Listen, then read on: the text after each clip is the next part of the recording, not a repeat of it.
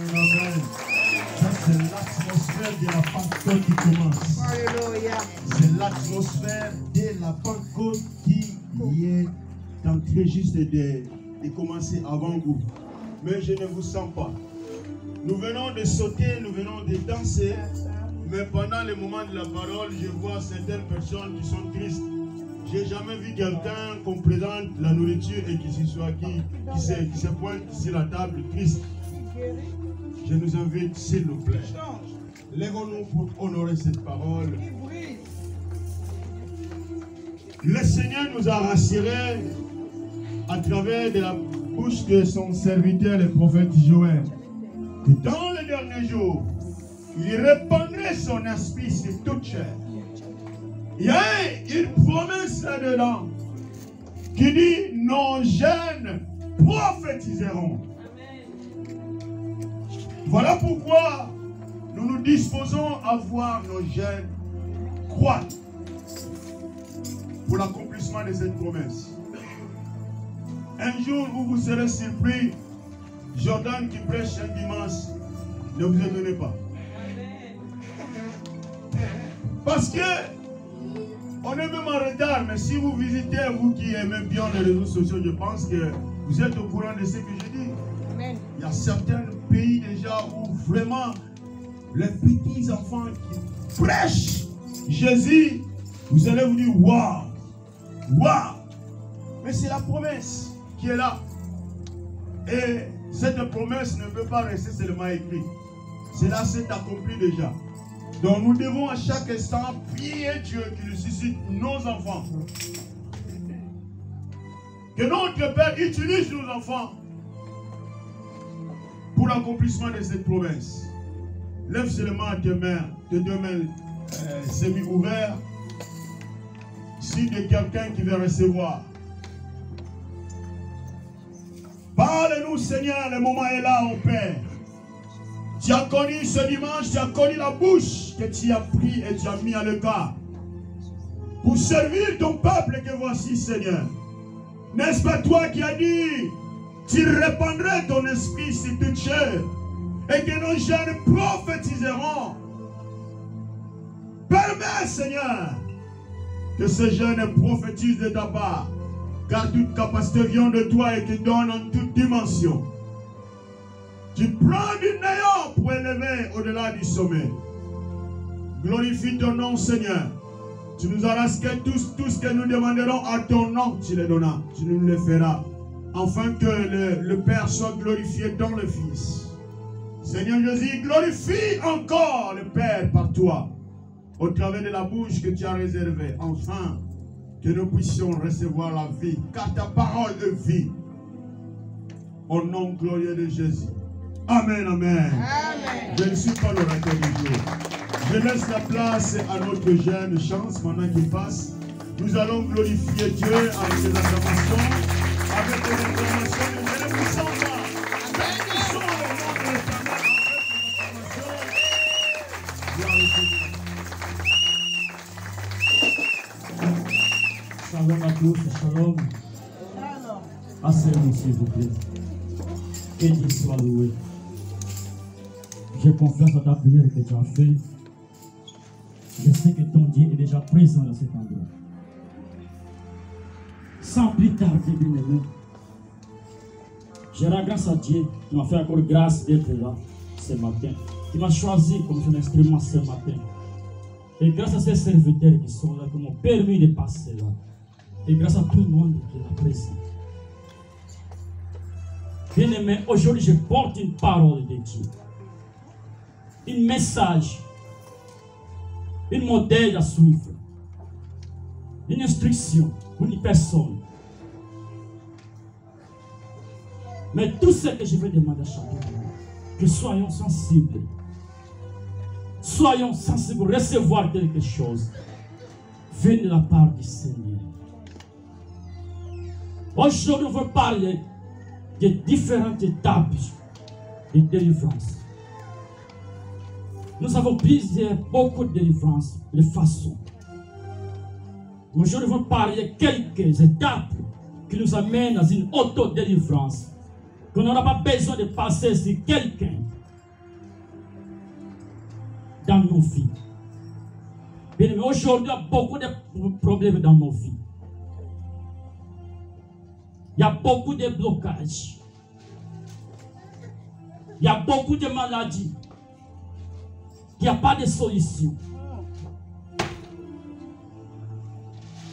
Mais si il y a quelqu'un qui croit ce matin, qu'il y a un Dieu qui n'agit pas de la manière des hommes, aujourd'hui, ce Dieu peut agir, peut faire quelque chose. Amen. Parce que moi, je crois en mon Dieu, Alléluia. qui n'agit pas à manière des humains. Il agit à sa façon, comme il veut, quand il veut, à qui il veut.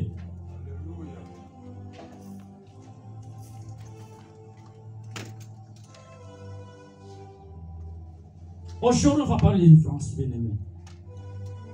Suivez-moi très bien. Souvent, quand on parle de délivrance, tout le monde a à la tête, imagine quelque chose de chasser les démons. Dans sa tête, il y a quelqu'un qui pense qu'il y aura quelqu'un qui doit tomber. Quelqu'un, il faut une exorcisme, ça veut dire qu'on va exorcer quelqu'un. Ça, c'est beaucoup qui souvent parmi nous on imagine ça. Mais or que ce mot délivrance, c'est juste un mot qui est lié avec le mot libération. Amen. Avec le mot libération. Amen.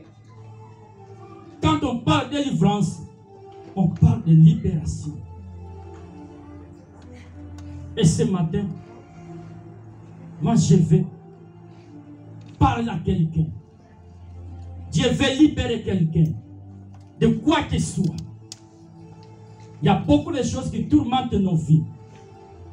Mais Dieu va libérer une personne aujourd'hui. Et je dis maintenant, parce que je sais que mon Dieu, il n'agit pas de manière des hommes. Mais quand Dieu envoie un message, c'est pour une personne. Et je ne sais pas si c'est qui. Je ne sais pas c'est qui va recevoir cette libération que Dieu veut donner aujourd'hui. Prenons nos Bibles. Je pense que les versets sont déjà affichés là-bas. Peut-être prendre, on va commencer par Genèse. Après, on prend le livre d'Ésaïe. Ou bien on peut prendre le livre.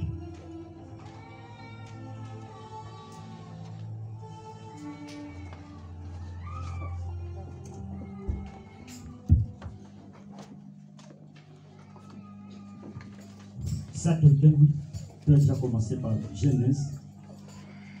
Genèse chapitre 1, le verset 1 à 2, je lis au nom de Jésus. Au commencement, Dieu créa les cieux et la terre. La terre était informe et vide. Il y avait des ténèbres à la surface de l'abîme, et l'Esprit de Dieu se mouvait au-dessus des eaux. Amen. Amen. Luc 4.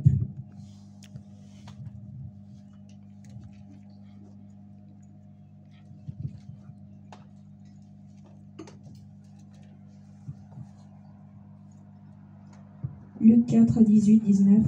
L'Esprit du Seigneur est sur moi, parce qu'il m'a oint pour annoncer une bonne nouvelle aux pauvres. Il m'a envoyé pour guérir ceux qui ont le cœur brisé, pour proclamer aux captifs la délivrance et aux aveugles le recouvrement de la vue, pour renvoyer libres les opprimés, pour publier une année de grâce du Seigneur. Amen. Acclame la parole de Dieu. Asseyez-vous, s'il vous plaît. Je demande, est-ce qu'il y a quelqu'un qui veut voir ce matin? Il y a quelqu'un qui veut voir ce matin. Acclamez pour ton Dieu. Tu as fait quelque chose. Bien aimé, je commence. On prend la Genèse. La Bible dit que la terre était informe et vide. Il n'y avait rien. Mais par contre, il n'y avait pas. Il y avait quelque chose. La Bible dit qu'elle était informe et vide. Vide. Mais dans le vide, il y avait les ténèbres. Il y avait la nuit qui dominait toute la terre. Mais qu'est-ce que je veux dire par là? Bien aimé, dans nos vies, pourquoi souvent on tourne en rond? Pourquoi tout ce qu'on fait, ça ne marche pas? Pourquoi nous sommes bloqués quelque part? Nous sommes limités dans tout ce que nous voulons faire. Parce qu'on ne voit rien. Parce qu'il y a des ténèbres qui nous bloquent de voir la route. Bien aimé, avant de tout, Dieu voulait commencer à travailler. Mais Dieu a vu qu'il y a des ténèbres. Il a dit que je ne peux pas commencer comme ça. Je ne peux pas avancer sans que j'enlève les ténèbres qui est devant moi. Dieu a commencé d'abord pour libérer la terre. C'est ça le premier travail que Dieu a fait. Il a commencé pour libérer la terre d'abord, avant qu'il commence à faire quoi que ce soit.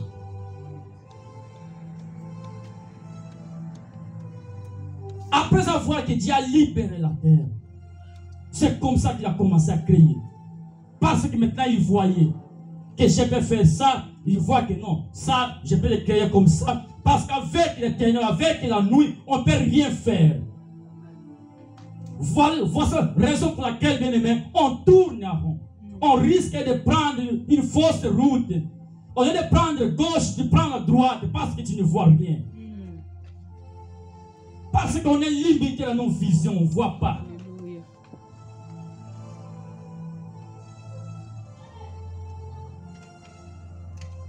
Dieu a dit non, comme ça je ne peux pas créer. Comme ça les choses que je vais créer ne seront pas la bonne chose. Ça ne sera pas agréable.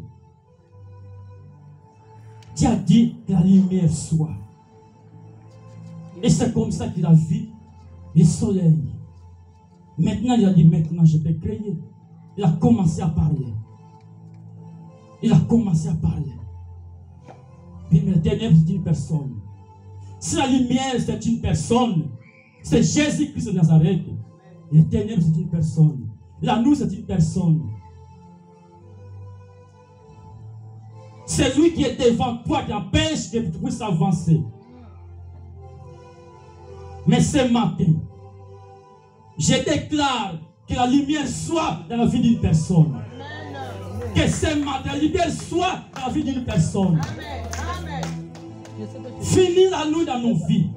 Finis les ténèbres. Au nom puissant de Jésus de Nazareth.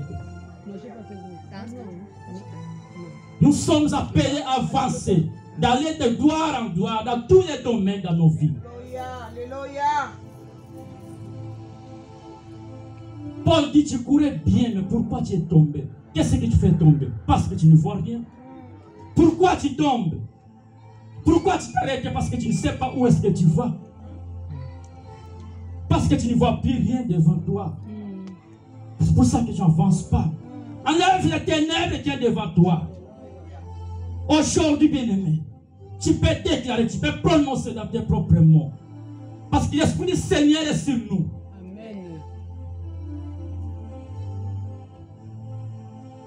Bien-aimé, la nuit, je vais te dire, la nuit, c'est là où l'ennemi vient changer nos bénédictions. C'est la nuit. Parce que la Bible dit, les semeurs sortaient pour semer pendant la journée. Ils sortent pour semer la bonne semence. Mais la nuit, l'ennemi vient pour semer aussi le mauvais. C'est pendant la nuit que tout ça change. C'est Josué qui a compris cette histoire.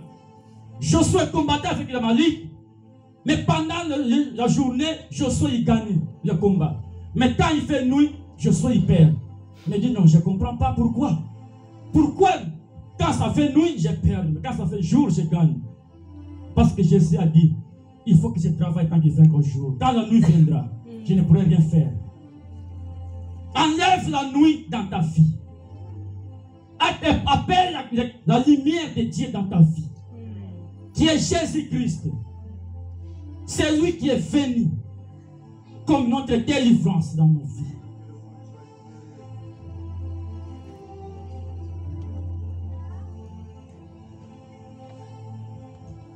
Bien aimé, dans la Bible, on a vu une femme, des femmes qui sont parties voir Salomon. Mais qu'est-ce qui s'est passé entre les deux? Entre les deux, ça s'est passé quelque chose. L'autre a dit non. 3 jours avant, moi j'ai mis au monde mon fils. 3 jours après, lui aussi, il a mis son fils au monde. Mais on dormait ensemble. Et pendant la nuit,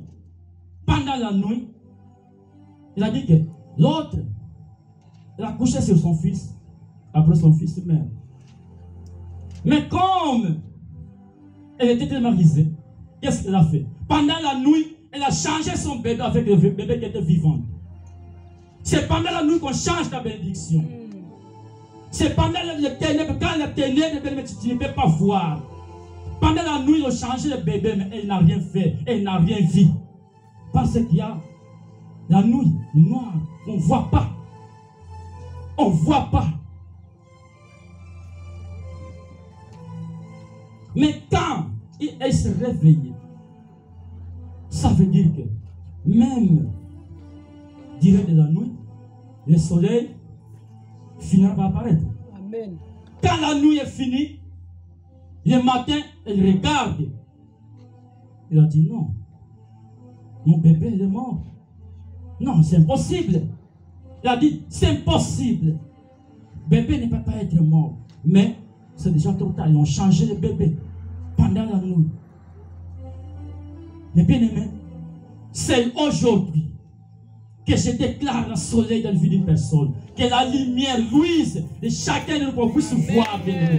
Que personne ne peut nous voler ce qui nous appartient.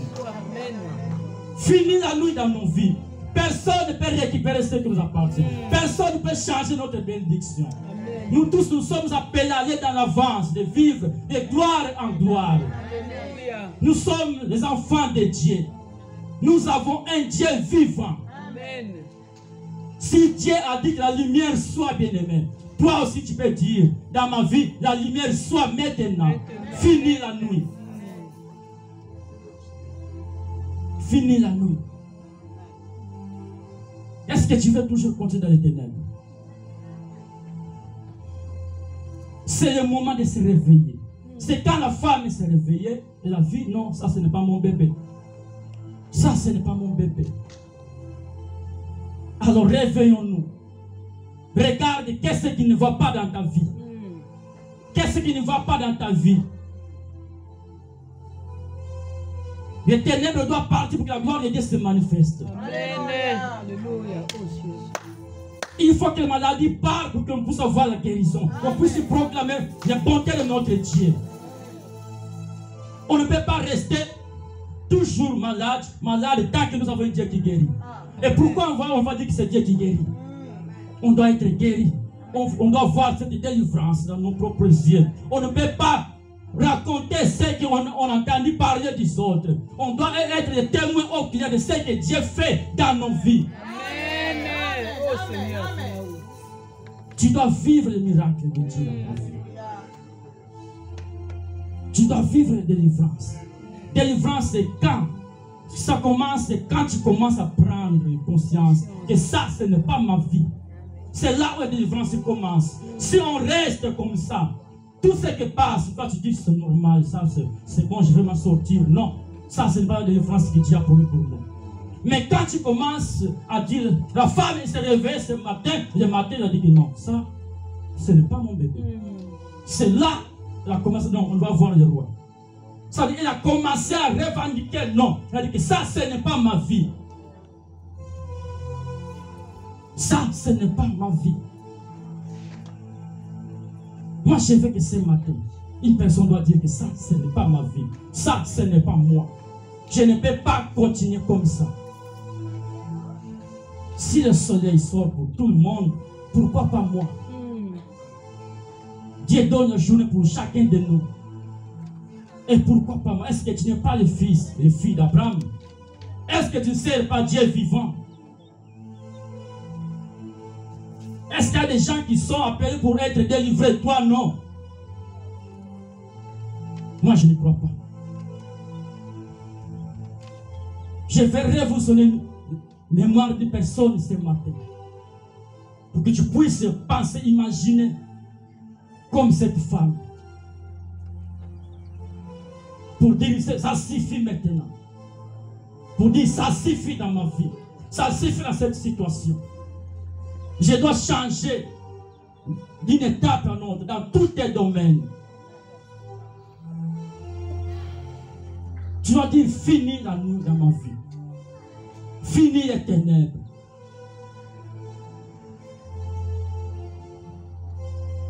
Parce que nous avons un Dieu vivant qui libère, un Dieu qui délivre, un Dieu qui dit les choses qui s'accomplissent. Amen. Prenons la Bible, livre de Luc.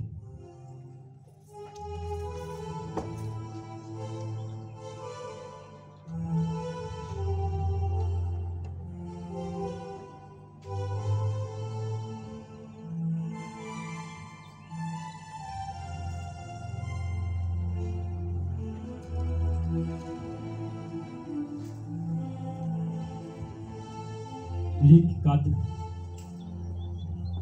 Mais prends d'abord, désolé, prends d'abord Ésaïe 50, 61, 1 à 2.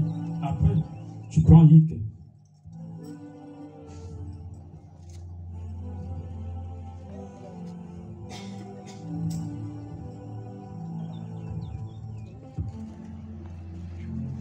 Isaïe 61, 1 à 2. L'Esprit du Seigneur, l'Éternel, est sur moi, car l'Éternel m'a oint pour porter les bonnes nouvelles aux malheureux. Il m'a envoyé pour guérir ceux qui ont le cœur brisé, pour proclamer aux captifs la liberté et aux prisonniers la délivrance, pour publier une année de grâce de l'Éternel et un jour de vengeance de notre Dieu, pour consoler tous les affligés. Amen. Amen. L'Esprit du Seigneur est sur moi. Maintenant, prends le Luc 4. On va voir ce qui est écrit encore là-bas. Luc 4, 18, 19. L'Esprit du Seigneur est sur moi, parce qu'il m'a oint pour annoncer une bonne nouvelle aux pauvres.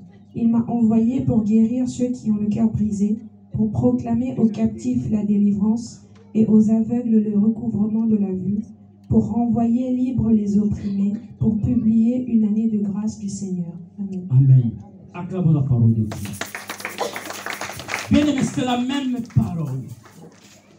Dans le livre d'Ésaïe, c'est le prophète Ésaïe qui dit, quelqu'un viendra, quelqu'un va venir pour proclamer la victoire, une année favorable de Dieu, pour délivrer les opprimés, pour rendre libres les captifs.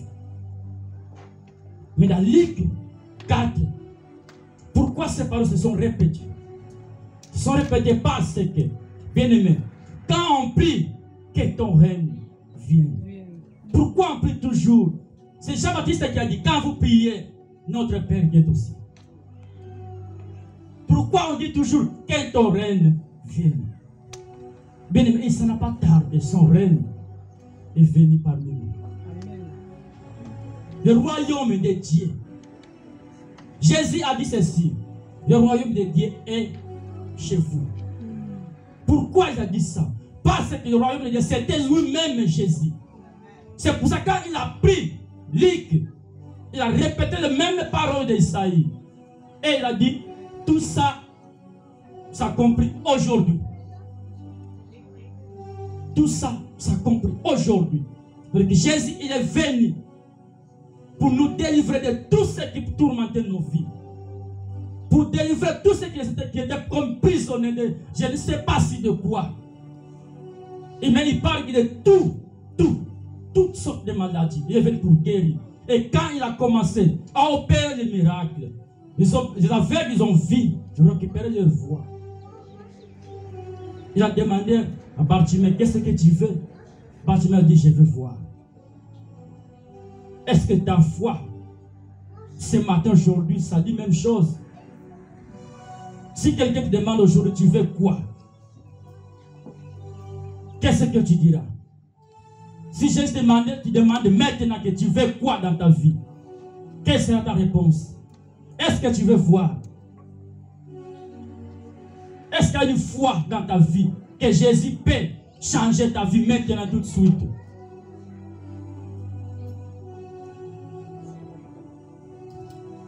Le royaume est là. Jésus n'est pas juste venu tant que roi pour être servi, mais il est venu aussi pour nous servir. C'est ça, un jour, on va parler des 4 faces de Jésus.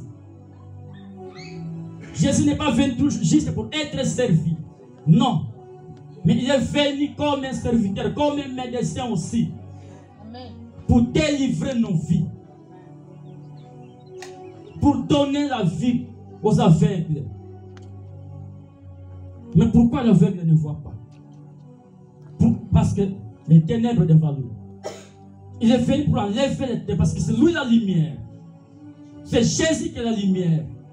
Il est venu pour donner la vie aux aveugles. L'aveugle spirituellement, bien aimé. Mais physiquement, c'est l'aveugle en vie. C'est ça qui est Jésus. Il est venu faire dans nos vies. Est-ce qu'il y a quelqu'un qui peut dire que maintenant moi je vais être guéri, maintenant moi je vais vivre le miracle de Dieu, je vais voir la main de Dieu dans ma vie? Mais tout ça, ça dépend que de nous. Parce que moi je veux que Dieu restaure la vie d'une personne ce matin.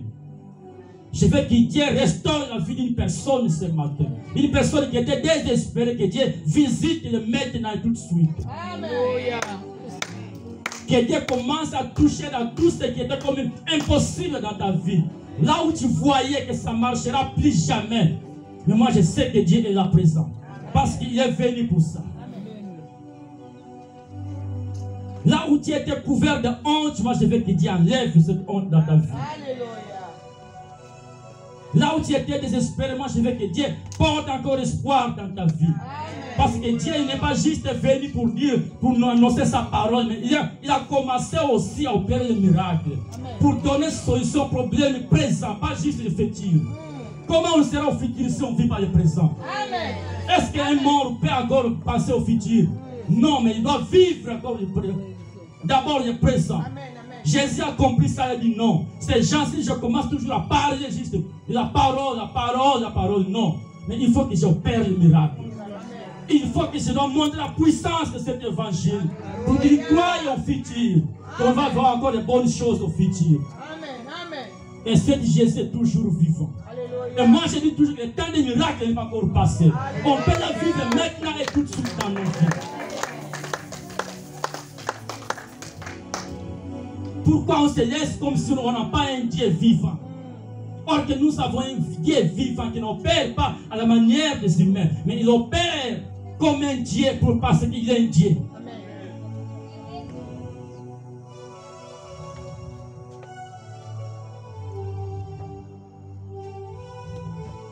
Pour tous ceux qui passaient les moments difficiles, à cause d'aujourd'hui, cette parole de Dieu commence à toucher, Seigneur. Commence à donner une solution, Seigneur. Je sais que quand tu envoies ta parole, Seigneur, tu as dit que pluie, Seigneur, ne tombe jamais, ne retourne jamais à toi sans faire ce qui est envoyé. Seigneur, cette pluie, il faut qu'il mouille la terre avant de retourner chez toi. Au nom puissant de Jésus, j'ai vu une personne restaurée ce matin. Je veux voir une personne restaurée ce matin, au nom puissant de Jésus. Je veux voir libre les opprimés. Délivrer, Seigneur, tous ceux qui sont dans la captivité. Donnez la vie, Seigneur, à tous ceux qui ne voient plus rien. Donnez la sens, Seigneur. Pour tous ceux qui trouvent que leur vie a plus de sens. Donne l'espoir, Seigneur, dans la vie d'une personne ce matin. Au nom de Jésus, tu es le maître, Seigneur. Tu es Adonai, Seigneur. Tu es celui qui devait venir, tu es venu. Et tu as dit tout ça c'est compris aujourd'hui.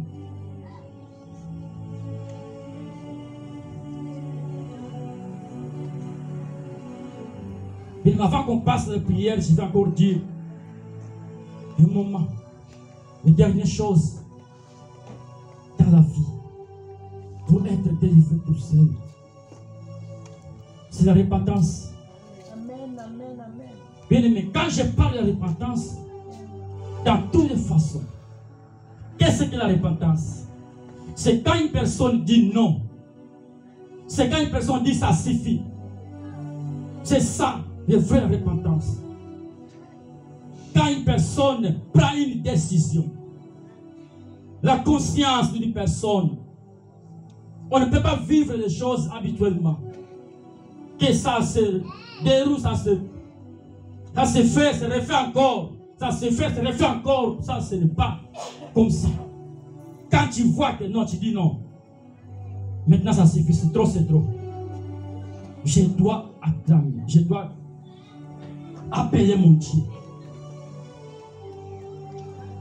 Exode 3, verset 7. On va nous lever, on va prier. Lèvons-nous, on va prier. Exode 7. Exode 3, verset